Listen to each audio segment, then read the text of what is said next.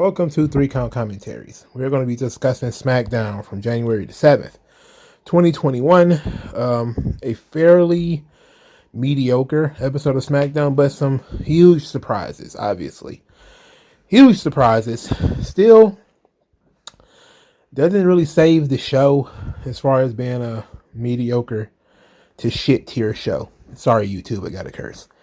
Alright, so we start the show with Roman Reigns, who said that he spent a week away and everything fell apart, and when he was in isolation he had time to think about all the things he wanted to do, all the things he wanted to say, all the people he wanted to see, but said he never wanted to see Brock Lesnar or Paul Heyman ever again, which means that he's going to see them immediately. Brock Lesnar and Paul Heyman come out there. Brock does Paul's shtick. He introduces himself, told Roman to acknowledge him. Said that day one, Brock got what he wanted, which is the WWE title, and Roman got what he wanted, which was, they didn't specify, but I'm like, did he want COVID? I guess he wanted to get out of the match with Brock. So then he said, let's give everybody else what they want, which is title for title. Roman said, it's a good idea, but it's not my idea. And since this is my show, I don't do business with people who would do business with a scumbag like Paul Heyman. So Paul Heyman is offended by that. He gets, my tribal chief, you were my tribal chief. I loved you. I protected you from Brock Lesnar because yada yada yada. And Brock told Paul, because he was being very whiny, to shut up. He yelled at Paul to shut up. Roman, like, look, you don't talk to him like that. What's wrong with you? And Paul was like, my tribal chief. My tribal chief. And of course, Brock told him to shut up again. And then Roman, Superman punched Brock. Nice little sucker punch. And he got out of there. So we're doing a custody of Paul Heyman storyline. It's a love triangle. This thing has morphed into a love triangle. I still believe that the intended finish of day one was Roman winning because Paul Heyman turned on Brock. And now we're still going to get that. That's my belief. Now, whether they do this title for title thing, I think it's a nice little tease. Will it actually happen? We'll see. But what I'm looking at here is the seeds being planted for that change.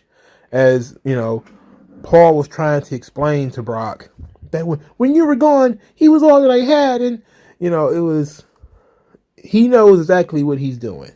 You know, he's heard all these stories of all these women who, you know, when the man go to prison and, you know, they land up with some other guy. And then he comes home from prison and, you know, he wants his girl back, and his girl has got a new boyfriend, and she might even have kids and all this kind of stuff. She's shacked up with this guy. You know, it's like Sam Rothstein in Casino, and he's ginger. You know, Brock is obviously what was the guy's name?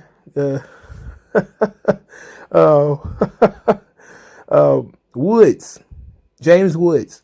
James Woods was tremendous in Casino, by the way.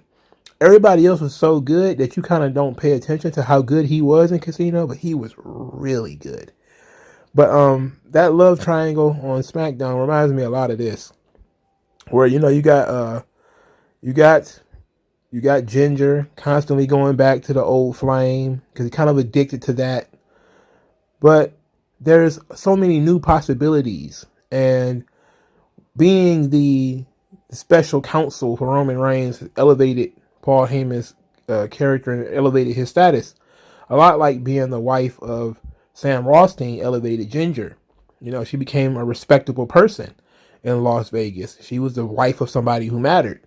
Now you got Paul Heyman, who every week now is being, you know, elevated more and more by Roman and being in the bloodline in its association with Zane, rather than a situation where we're talking about where Brock, where he was coming and going. You know, he played a similar role to Brock, with Brock rather, but the profile was a little not as high as it is now.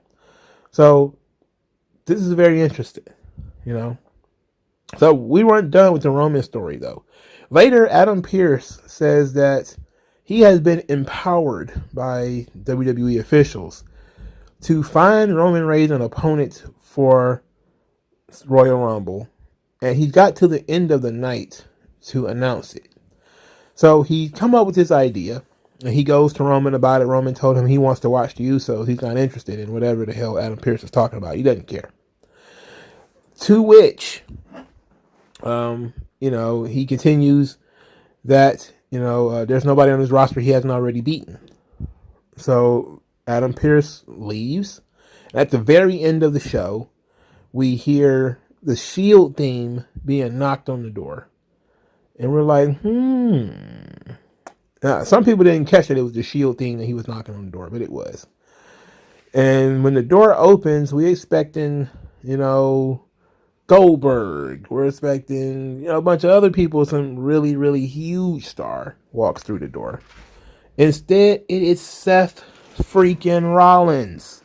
And I found myself to be just as excited for Seth as I would have been if it had been, somebody who was a little bit more high profile. Let's put it like that. Because Seth and Roman avoided all of each other when they were on SmackDown together. They had probably a couple of conversations, but no real interaction between the two of them. These two versions of the characters have never really crossed paths. So that makes this, an insanely fresh match. These two guys haven't worked together in a long time. So this ought to be fun. That is, of course, if Seth Rollins is the opponent. Now, Adam Pearce never said that it was Seth Rollins, but I think it's pretty obvious that it will be Seth Rollins. Of course, the question, there's semantic questions. How can Adam Pearce just pick Seth Rollins? Are we now moving Seth to SmackDown from Raw? What was the purpose in moving him to Raw in the first place if we were going to move him right back to SmackDown? Of course, none of this was planned. Brock being moved to Raw was not planned. Him being tied up the WWE Championship on Raw was not the plan. They're kind of rewriting this thing on the fly here. And I still think they scored. Because this is a big match, and not too many people are mad about it. Nobody's complaining about it. I think this match is very good. I think people are throwing around the word dream match for this. I'm like, how can it be a dream match when they worked like 100 million matches between, 2016 and 2018? They were working pretty much all the goddamn time. But it's been a long time since they really have tangled and got in there with each other. So this is fresh from that perspective. And then it's also a different string for us to play. We played the Uso string before. Now we play the Shield string. The Bloodline string, the Paul Heyman string is still there. And now we have the Shield. Now, unfortunately, there's only one member of the Shield. You can't use the Dean Ambrose thing. So they're probably about to do a whole lot of Shield reminiscing here, which is fine. It's okay for them to do that. But this ought to be fun. This is a character from Roman's past, which is, similar to the Usos, is a good thing. It's ought to be able to bring out more of that character, especially since Seth Rollins for a long time has taken a lot of credit for Roman's success, his early success, in the Shield and everything. We can see how Roman's going to respond to that and how that's going to work itself out. So I like that. Now, what do we do about Roman and Brock? Obviously, Brock is not going to take this one punch, and then that's just going to be it. I find it to be very odd that they decided to do that, to have Roman punch Brock, and then Brock basically isn't seen for the rest of the night. I was like, wow, that was something. No raging Brock looking to get revenge, but I'm guessing that they got something planned. They got something up their sleeve. That being said, Brock is having a lot of fun as a babyface, and it's making us have fun. He's out there enjoying himself on the mic now, which is very strange. But it's turning out very well, Still kind of excited about this Roman and Brock thing. And they're taking their time with it now. Now that they're resetting the stage, they have planted the seed for the title versus title match. Brock ain't over it. He's got what he wants, but he is not over his feud with Roman. Now he's got Paul back. He's still not over his feud with Roman. And it seems like we probably won't have babyface Brock for much longer, especially if he's going to be abusing Paul. We're probably not going to have babyface Brock not for too much longer. So enjoy that while you can. So I thought this was cool. I thought it was cool. It's basically a restart of their feud. Because we got to drag this thing out another 3 months. That's it's another 12 weeks of TV. They have a lot of time to screw this up. But hopefully they'll not screw it up as badly as they screwed up the next thing. Sami Zayn comes out there. Sami Zayn says it's been a year since he was robbed of his Intercontinental Championship. Now Nakamura is ducking him, and that Boogs is no match for him. And then he runs into Johnny Knoxville, who is campaigning to be in the Royal Rumble match. Sami Zayn said, as the elder statesman of SmackDown, it is his responsibility to tell Johnny Knoxville that Johnny Knoxville is not qualified to be in the Royal Rumble, which I think is very intelligent, very smart, good decisions by Sami Zayn to tell this guy he shouldn't be in it. So he says to Johnny Knoxville, you got to show me something. And when he said that, I was like, God damn it, Sami Zayn gonna lose this match. Sure as shit ain't sugar. Sami Zayn versus Rick Boogs.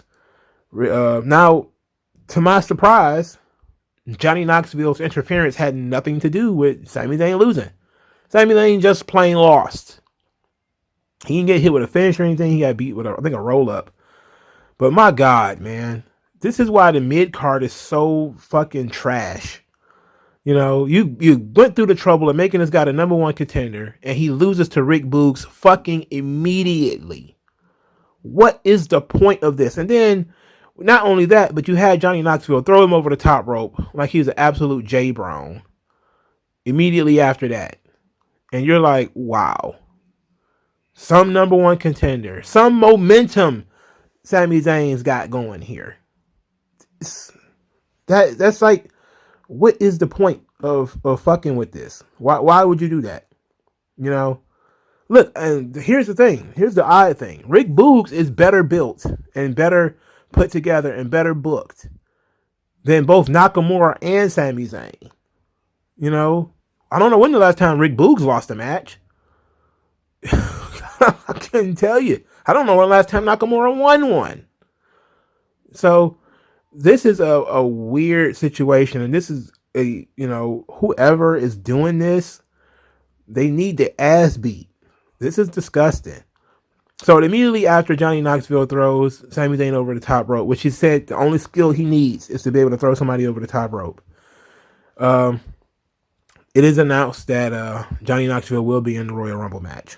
And then immediately after that, on Twitter, there's merchandise. There's a t-shirt, Johnny Knoxville for World Champion or something like that. WWE shop is selling t-shirts. I remain what I said before. You got to be 40 to even know who Johnny Knoxville is. And for those of you who don't know, he's basically an unprofessional stuntman. The Jackass Boys, during the heyday of the X Games and when, that kind of stuff was going on, the early 2000s, it became a craze for people to record themselves doing all kinds of crazy shit. What you saw as far as backyard wrestling, that kind of stuff started really becoming popular and becoming famous.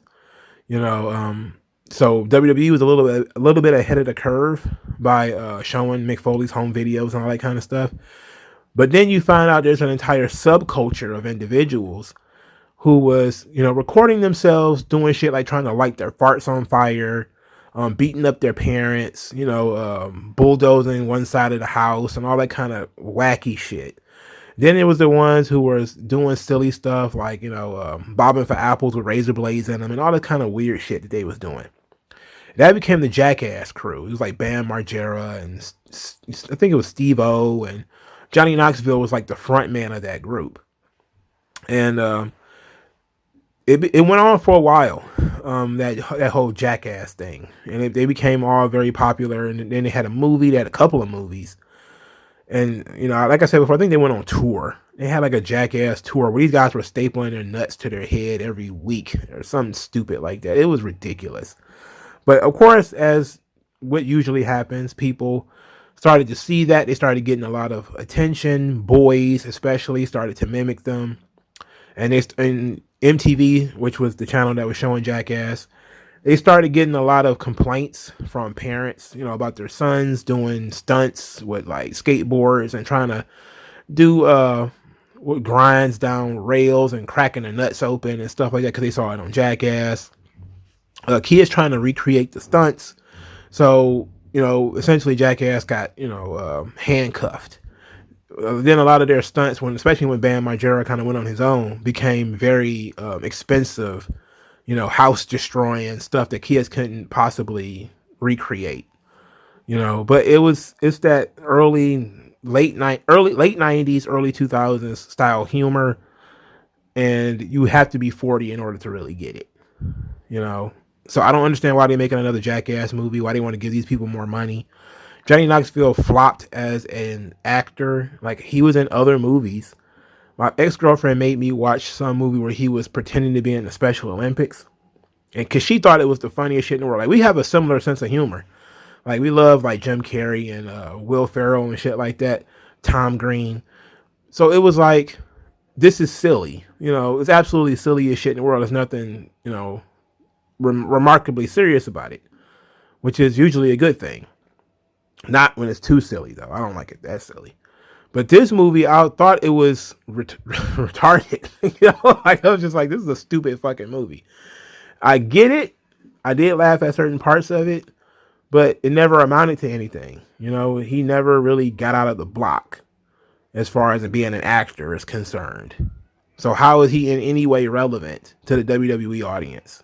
He's not. In fact, this whole spiel I just did is really kind of irrelevant because most people not only don't know who Johnny Knoxville is, but they don't give a fuck. I know who he is and I don't give a fuck. I just feel like for some of my younger viewers, I did get somebody asked me about who was Johnny Knoxville. So if you don't know who Johnny Knoxville is, I just told you. He was on MTV. He was an MTV star for all the wrong reasons, who then kind of transitioned to Hollywood. And he pretty much disappeared for like a decade or something like that. But as you've seen, probably if you looked at WWE's Twitter account, this is the third or fourth time the Jackass boys have been on WWE TV. Obviously everybody remembers when they did the whole Umaga thing because they were laughing after they got splashed. But Johnny Knoxville has been on WWE TV at least 3 or 4 times. And he's always willing to take bumps and shit because, again, that's what Jackass does. That's the good thing about it. These aren't, Drew Carey style guys where they're scared to take bumps. Like, no, their whole career is basically them hurting themselves. So them getting choke slammed and thrown over the clothesline and shit, they're all for it. They're 100% in on that. But I think that if you're going to have actors and shit, bring David Arquette in. Fuck it. I mean, why not? If you're going to I would pay for that sort of interaction. Where Johnny Knoxville comes in at number 6 or something like that. And maybe by some circumstance, he's in the ring by himself. And then in number 7, here comes David Arquette, who was, the world champion of WCW, and who is now a real pro wrestler. And maybe they cut a short promo because they only got 90 seconds before the next guy comes out there, where David Arquette runs them down and says, like, you're making a mockery of the business I love. I'm a former world champion. I had no business being world champion. But now I am a serious serious wrestler. And you are still playing like this is a joke. And then you just let them rumble around on the ground for 15 seconds before somebody comes in and throws them both out. I think it'd probably be some people, they might get a chuckle out of that. The over 40s may think that's fucking hilarious. Because, these two guys are essentially in the same boat. But I'm not interested in either one of them, to be quite honest. But I did spend almost 10 minutes talking about Johnny Knoxville, so there you go. I just felt like it was important to keep people appropriately annoyed at this horse shit. We got this really bad Dungeons and Dragons promo from Xavier Woods and Kofi Kingston. I'm starting to really get tired of these guys, man. They're really getting on my fucking nerves. I'm really starting to dislike the New Day. Really not. Really. Kofi Kingston actually used the term actual and factual, which comes from a TLC song.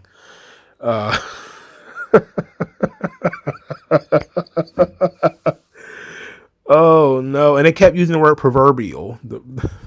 Oh no, it was a shit. The New Day versus the Usos, they wrestled again. This time in an almighty street fight. I told you it's one every week. There was 3 street fights this week in wrestling. 3. Come on, man. You can't. Impact, not Impact. What's the name had one? MLW. AEW had one. WWE had one. And guess what? There's going to be a hardcore war, which is essentially a street fight on Impact on Saturday. In one 6-day period, there have been 4 hardcore / street fights in the major wrestling promotions. That is ridiculous, bro. Maybe you don't want to count MLW, but it counts. You know, it's stupid. It's ridiculous. The New Day were out there, and Xavier Woods was wearing a Knight's helmet, a Spartan's helmet, the Trojan helmet. I don't know, maybe it's a Spartan. And he was headbutting people in the stomach with this Trojan's helmet, because if you headbutt them in the head, you have to explain why they're now bleeding. The only funny part here is when he got super kicked and he didn't sell it because he's wearing a helmet. You know, he still should have fell down, because it doesn't stop the force of you being kicked in the head. Still doesn't stop the force. You might not have hurt it so badly, but you still, if you get kicked in the head, you would still go down. But whatever. I guess if you put on a helmet, all of a sudden you're just wearing an entire suit of armor. Speaking of suit of armor, Kofi Kingston had the chest plate to the armor, and he was hitting people with the chest plate of the armor. It was ridiculous. The match ends with a 3D through the table on Kofi. As per the new rules, New Day can no longer challenge the Usos for the tag team championship. And I was like, praise God! Praise God! You know, it didn't happen soon enough. We should have had that rule long before this. Now we got to ask the question, what the New Day going to do? I'm guessing they're about to go solo. Well, one of them is. All right, so Charlotte Flair is going to come out there and mock New Year's resolutions. Says that she wants to make history, and there's a lot of women that was going to be in the Rumble. They dropped 19 names. One name became more famous than the others. I will do a separate video on Mickie James, because that is a lot to take in. And there's going to be, we're going to be honest, it's probably going to be a smart tier segment, because there's a lot of people who are not happy about the Mickie James being in the Royal Rumble. But to that point, some of the people they announced were Lita, Summer Rae, the Bella Twins, and Michelle McCool. So they announced some of the legends. They announced about 18 to 19 names, which is fine. That's a little over half the match. That means there's still going to be some intrigue to who is going to be in it. And my question is, if they're willing to give away some of the surprises, like Summer Rae, who we haven't seen in a long time, like the Bella Twins, like Lita and Michelle McCool, we kind of figured they were going to be there. Then, of course, the people started saying, like, they released too many people. They released so many people, they have to bring in legends. It's like they were going to bring in legends anyway. There was a lot of these women who got released that were probably never going to be called for the Royal Rumble anyway. You know, they were never going to call, Toni Storm probably would have made it. She probably would have made it in the Royal Rumble. But some of the other women, I don't see them, Mercedes Martinez even being in the Royal Rumble. I know she was in it before, but I don't see them calling her in there. And plus, now you have a lot of the NXT chicks. This is a good opportunity for them. And I think the bulk of the Royal Rumble is going to be the NXT women anyway. No doubt you're going to see Io Shirai in there. No doubt Raquel Gonzalez is going to be in there. Will the NXT champion be in there? Who would be Mandy Rose? I can see them putting Toxic Attraction in there. Maybe the 2 of the 3, putting them in there. I can see Cora Jade being put in there. Maybe if Zoe Stark is ready, maybe she'll get in there. Bayley will probably be returning. Sasha wasn't announced, but that she's probably going to be in there, more than likely. But when Charlotte says that she wanted to make history, what she meant was she is putting herself in the Royal Rumble. And she's going to win the Royal Rumble and name her own opponent, which is, that's pushing it. Okay. I hate when they put the champion in the Royal Rumble. The only thing that can come out of that is Charlotte wins and then she challenges Becky. And that's the only thing that we can really do is have Battle of the Belts WrestleMania version. Where Charlotte tries to win Becky's belt after winning the Royal Rumble, and Brock Roman at WrestleMania, title for title, and then they solidify both of those divisions. That could be a huge event. It won't last because WWE doesn't do these things and they last. I know a lot of people thinking, "Oh, it's going to get rid of the brand extension." I'm like, I don't know about that. Yeah, I when WWE does stuff like this and they want to kind of tease ending these divisions, these things are temporary. They killed the cruiserweight division twice. Hell, they killed the light heavyweight division twice too. There's been 3 or 4 different cruiserweight divisions. They've rebranded the women's title multiple times. They've had multiple different secondary champions. There's the world heavyweight title. Then it was the world in the WWE Championship. Now it's the Universal title. It's like they do this stuff occasionally where they kind of rotate in and out of, hey, we want to do this, have one champion, have one brand, yada, yada, yada. And then slowly but surely they branch back out and it's 2 brands and it's yada, yada, yada. I mean, so whatever they do, it's not going to last very long, before it goes back. It's like American comic books. You're going to sit down and write your little story, but at the end of the day, all the toys have to go back in the box the way that they were. And WWE is dead set on doing the brand extension. It's better for them long term as a company because you can sell the rights to individual shows, individual superstars of those shows, etc., etc. Now, it's different for the house shows because, again, house shows are having a notorious hard time selling. So you can't run 2 different brands as far as house shows are concerned. So, and it opens up a lot of opportunities for a lot of different people when you have 2 brands. So, if they do dare say we're going to have one world champion, it probably won't last long. It's like Becky 2 belts didn't last long. These sorts of things don't last very long. So if they do decide to put Charlotte in the Royal Rumble and Charlotte wins, I don't see, or Becky wins, or they have title for title Charlotte and Becky, let's say. It wouldn't last very long before they separate the belts anyway. That's just my opinion. The same thing with Brock and Roman, if we even get that far.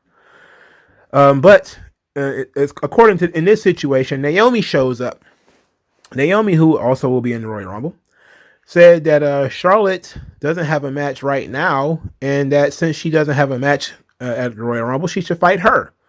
Charlotte says that Naomi's been champion several years ago, but hasn't done anything lately. And so Naomi was like, well, I did do this and slapped the shit out of Charlotte. And then when Charlotte tried to hit her, Naomi ducked. And then I think she threw Charlotte over the top rope. And I was like, that's a great segment to end on, to give Naomi a real big boost, to re-energize her fan base and to really make her feel like she was doing something. Like, and then kind of, for people who might have been a little bit down because Tony decided to walk out on them, how would you have dealt with that? You deal with it by filling in with somebody bigger and better and somebody who people like more, who are already attached to. Good. But then they had Charlotte beat Naomi immediately after this. Again, nobody can get any momentum. They had a hell of a match. They really did. Sonya Deville, it wasn't clean. Sonya Deville kept changing the rules during the match. She said no countouts. Then she said no qualifications. Naomi got a pretty good blockbuster off the top, off the barricade, which I thought was a great spot. Very unique. I don't know if I've ever even seen it before. But Charlotte continues to botch her double moonsault. So it wasn't Tony. It was Charlotte. She's botching it. But Charlotte ends up winning with natural selection, shitting all over Naomi. And look, it's not even the point that it's Naomi. It's the point that nobody can get hot. There is nobody with any momentum. This is a problem.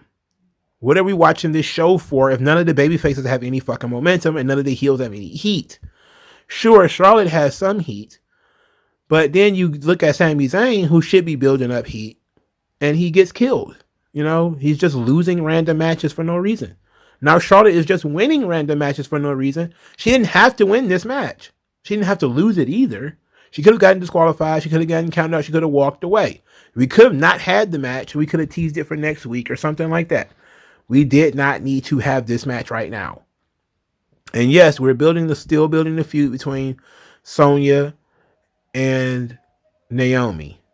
But until we get some type of closure with that thing right there, we could have left this alone and let Naomi get this one over and feel good about this one and ride the wave of this, and then have Sonya Deville do something for her to her about it next week.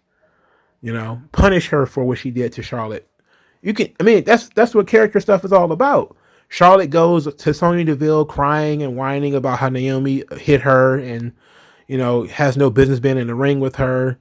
And, you know, so Sonya Deville decides she's going to punish Naomi by putting her in some type of match against some other kind of opponent, a handicap match or something like that. And just to, you know, punish her for putting her hands on Charlotte instead of Charlotte beating her. You know, it's just, it defeats all the purpose of Naomi even coming out there. Stupid. But moving on. What else we got here? Happy Corbin and Madcap Moss. Madcap Moss is absolutely shredded. You could grate cheese on this guy. He came out there to mock Drew McIntyre. He was wearing pants under his kilt. He had a small toy sword. And he did a not too bad Scottish accent where he told Corbin that he was able to survive the neck injury and he is able to compete because he lives off of eating haggis.